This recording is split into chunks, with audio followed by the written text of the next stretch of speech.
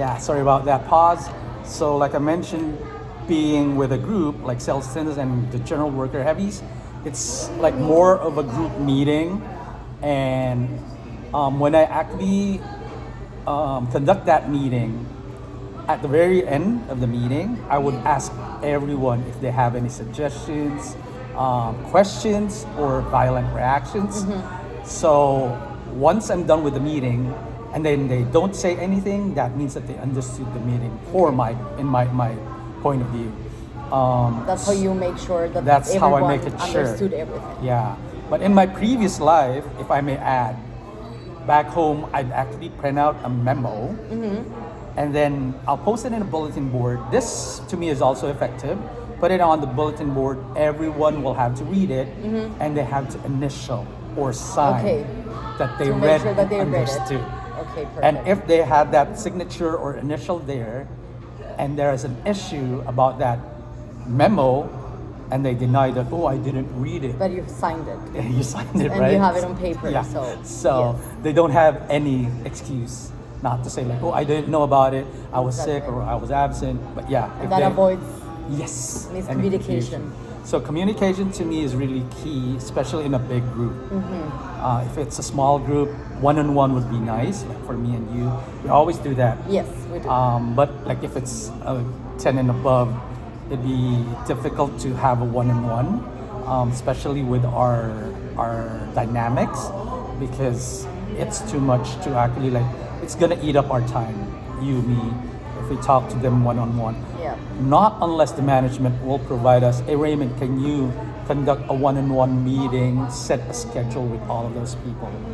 We could do that. But here, in my experience, we never had a one-on-one, not unless it was more of the manager doing a sit down because of some behavioral Because of things. something. Yeah, something. Yes. Okay, thank you. You're Question welcome. number 2.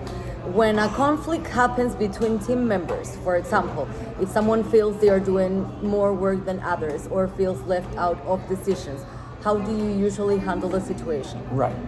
That is very predominant here in UBC. Unfortunately, a unionized environment has their advantages and disadvantages. Yes. But sometimes the disadvantages overweigh the advantages. Like for this one, it does happen. We have a certain person or persons who don't do the same amount of work, Yes, and the other staff would come and complain to me. they do that. I would actually try to talk to the person, but most of the time in the union environment, like I mentioned, because I'm a supervisor, I'm also part of the union. That's why we are not able to discipline the person. What normally happens is me, being, even if I'm like a senior supervisor, would recommend it to the manager, and the manager will actually deal with the person or persons in question. Like the other day, I just had an issue. Staff and the first cook was complaining about the general worker heavy / dishwasher. So I talked to the dishwasher. He didn't understand what I was saying, so I talked to him thrice, and then I gave up. So I said, I put it in logbook, like the communication we were talking about, put it in logbook. The manager saw it immediately, and he had to talk with that person. And then the person did what I wanted him to do from the Okay. very first time that I spoke to him. But sometimes, because like I mentioned, it's a union environment, they keep on dragging it. Yes. They want to So actually, He needed to talk to the manager Yeah. before he started listening Yes. to what you were telling. Correct. Yeah. And that is the issue that I don't like about union environment, because some are being protected even if they are not worth Doing well. protecting. Yeah. Like, can I mention names here? Or underperforming, yes. Yeah. Bhavna. Who? Bhavna, do you remember her? Yeah, Bhavna. Yesterday was Yeah, Lawrence. many people complained about her. Right? Yeah. So, Several times. yeah. And even if we actually would, the only thing that we could do, being Verbal. supervisors, verbal or docketed in the logbook again, and then management will do the rest. But it's going to be a tedious process. It's going to be a never-ending procedure Yes. until you get all of those offenses listed. HR will look into it. that's how it is. But yeah, it's a very long process. And it's complicated because it's not fair for the rest, No. and it can also Yeah. they can also feel less motivated because they are doing Yes. more. Yes. And they are Right. nothing is like happening. Yes, and you also say how, yeah, I guess that answers the question. Yeah, because normally, like I mentioned, as supervisors, we couldn't discipline them, but we can give them a pep talk or maybe like talk to them, but they don't usually listen even if you are a supervisor. Yes. It's difficult. Yes. Okay, question number 3. Sometimes conflict can lead to good results, like improving teamwork or finding better ways to do things. Can you think of a time when a conflict ended up helping your team? Or what happened, how did you handle it, and what was the result? You know what? There are several conflicts that I've noticed. I was also involved in one. Okay, if I may share, there was the sales attendant who started complaining about the dish room at Open Kitchen because the dish people were playing music. Okay. Music was a bit loud, so it was a bit loud, and then she started to shout at the dishwasher, saying like, "Oh, this is not a disco place," blah blah blah. One of the sales attendants approached me, told me, "Oh, that sales attendant is creating an issue or problems or trouble at the dish room." Yes. So at first I didn't mind it because I was busy.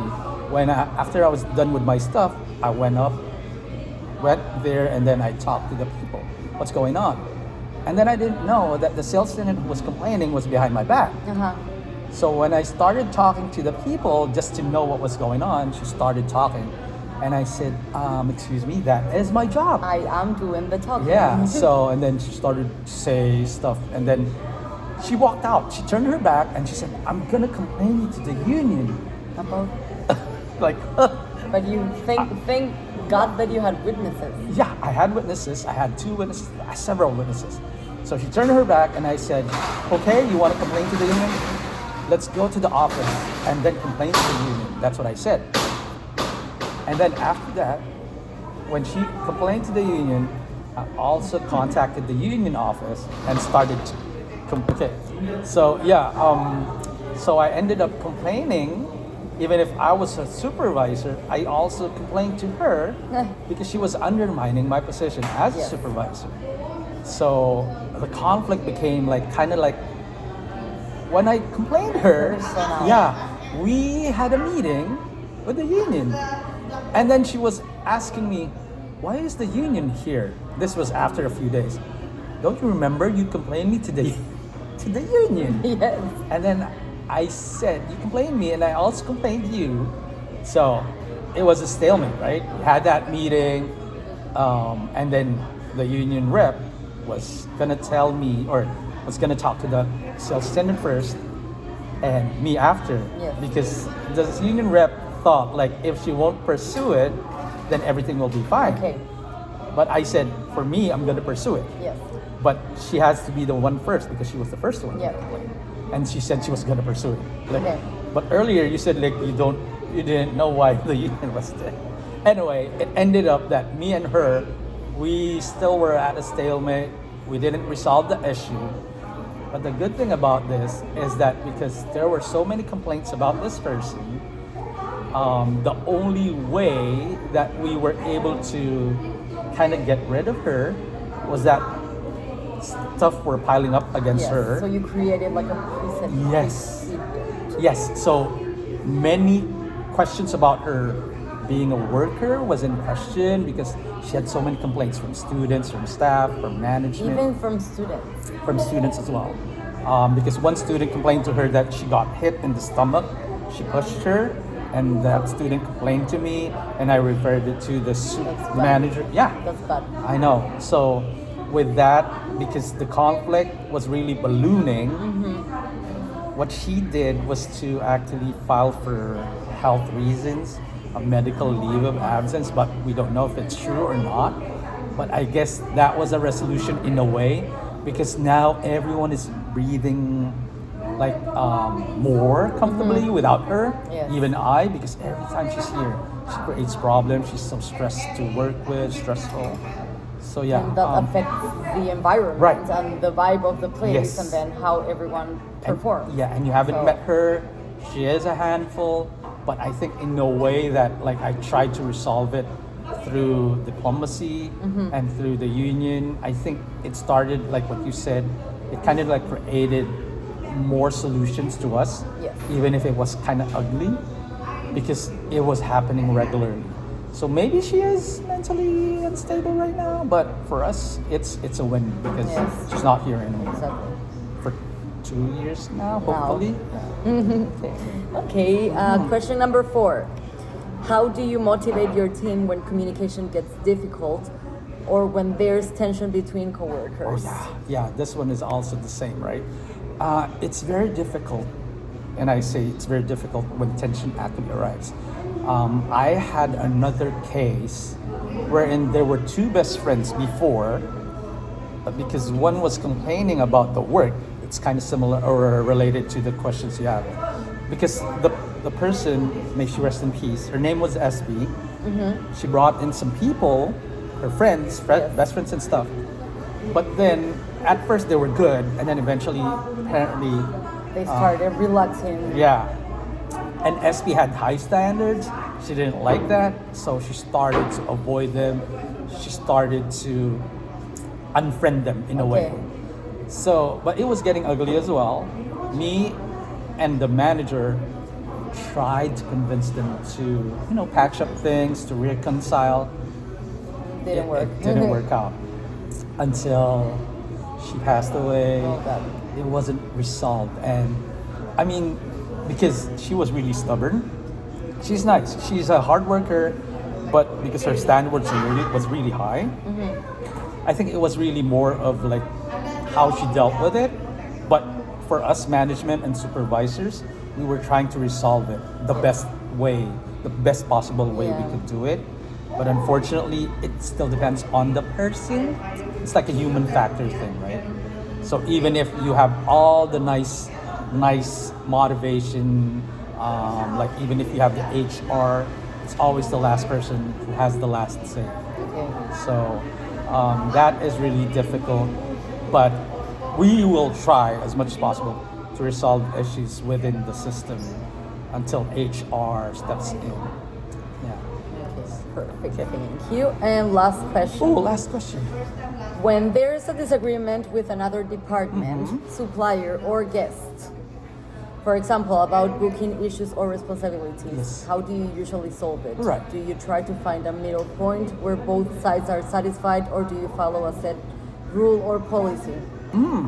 So like today, because today we're doing summer conference, and at breakfast I had a certain group. The name of the group is PDI Canada.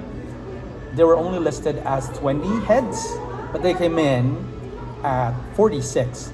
So they introduced themselves. More than Hi, double." I'm PDI Canada, and we're 46. She said, "Oh, okay. I'm sorry, but you're only listed 20." And she said, no, there might be a confusion and stuff. So, because I'm actually the front personnel, I don't have anything to do with the back end, with the booking, accommodations and stuff. What I did, just to actually appease, she wasn't mad, the leader, but what I did was actually, okay, you can come in, we'll just settle it later. So it was kind of like a middle point. And then after the fact, everything was done, then I communicated to the other supervisors. You who are- also need to let kitchen know that Yes, there's 26 yes. more people Right, coming in. yeah. So it's important to communicate all the areas that are Correct. involved. So I contacted the cooks after because we were only expecting, I think 584, but with the 26 more, it was already at 16. So I was like, but they could manage. Yeah, they can manage. So operations had no issues with it, but now it's going to be the payment side. Yes. So I contacted Philip, one of the seniors who's also dealing with billing, but he said you should refer it to Greg. Apparently Greg is the one dealing with the billing. So Greg will be the one to follow up with him. Conferences and accommodations to add 26 people to be billed. Additional people. Yeah. So for me, it's easier to actually like deal with the issue right now and don't ever complain or argue, and then you have to, like resolve it later. you don't want to embarrass the group or anyone for that matter. So this was with a customer, but with a supplier, I think one of the issues we had was at Open Kitchen. When the supplier, you want to pause it? So with the supplier issue, we are being dealt with by Cisco, one of the biggest conglomerates of supplies here in Canada. So there was an instance at Open Kitchen that the first cook ordered a lot of sour cream. I think 111 tubs of sour What cream. for? Were you there? No. No. So I think there was a miscommunication or an error in encoding the order. And then apparently they said it was through the phone. Okay. But you couldn't return it. Perishable items, we couldn't return it. Yes.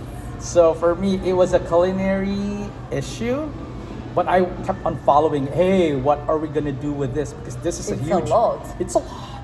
Because normally we'd order 4 tubs. And we had 110. Yeah, right. So it ended up apparently Cisco, or was it Saputo? Either one of them.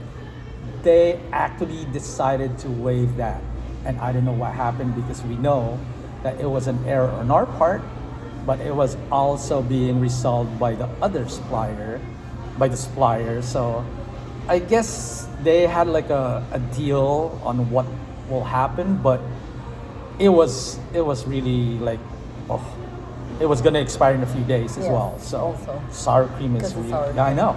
So what we can only do is just follow up with the people who ordered it and the supplier to check because we're gonna pay them. Yes. That's a huge amount of money that we might lose. Or if we get refunded, it'll be better. But what I heard is that that supplier was able to refund, Okay. which I good. don't know if it's true. We Anyway, don't know, but let's yeah, hope. if it's an issue with the supplier, most of the time, it's the purchasing side and whoever did the ordering and management. So yeah, it says there. So yeah. in this case, when we're dealing with suppliers, Mhm. you will go more with like rules and policies. Yes. And then when we're dealing with staff or Yeah. guests, we can Yeah. go. Yeah. We You're try to reach like a middle point right. to solve the Right. problem. Especially that you have authority in a way. You Yes. have an executive decision that you could actually call, and then just whatever happened. Going back to your first question, communication. Just inform them. Oh, this happened today, and this is how I resolved it, so that they will know. Oh, what happened to Leah the other day? I heard that there were some guests. So you're covering your I don't want to say it, but you're covering your bum when you put everything on in the logbook Yes. in the communication, so that they will actually can refer to it, and that you actually covered your bases. Also, it's important to keep all the parties informed. Yes. Maybe some other location can take some of the Right. sour cream, for Oh, example. yeah, yeah. Go Yeah, we back did to that. that one. We did that. If everyone knows that you have extra of this, Yes. maybe they can help you like Right. take in some and Yeah, help we did in that. other Started locations. doing that, and I even said like, oh, maybe we could use it as dips for some stuff. It was difficult using Yes. finishing those 100 plus. Yeah. That's so it. I think that's That's it. it for the questions. Thank you. Yeah.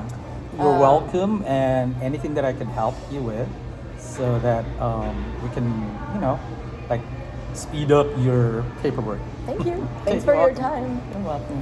Okay.